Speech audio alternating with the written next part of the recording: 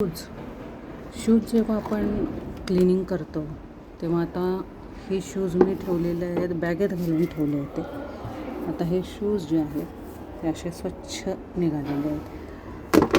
Shoes मी घातले होते, बॅगेमध्ये घातले होते. तुम्हाला दाखवते. शूज मी ह्या बॅगेमध्ये घालून बांधून टाकले होते, पण ते आता बॅग जशी जशी वॉश होईल तशी धुतले जाईल.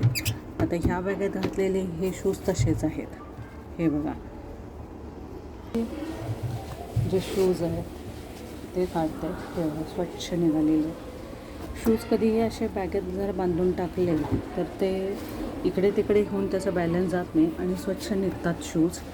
जर तुम्ही इथं बघत असाल, स्वच्छ माझे शूज निघालेले आहेत. दुसरी गोष्ट, शूज वॉश केल्यानंतर तुम्हाला 18 मिनटावर मशीन परत फिरवून घ्यायचे, म्हणजे आतून मशीन स्वच्छ होते. आणि त्यासाठी लिक्विड सोप, फ्रंट लोडेड जर असेल तर त्यासाठी लिक्विड सोप नक्कीच वापरा. लिक्विड जे व्हॅनिश असतं ते वापरा. त्याचा परिणाम काय होतो मशीनवर, की मशीनमध्ये आतल्या बाजूस जो थर जमा होतो तो थर जमा होत नाही आणि मशीन स्वच्छ राहतं. त्यासाठी लिक्विड सोपच वापरा. आणि मशीनमध्ये जेव्हा तुम्ही शूज वॉश कराल तेव्हा 18 मिनटानंतर परत मशीन वॉश करून घ्या. हे बघा, स्वच्छ असे शूज निघतात.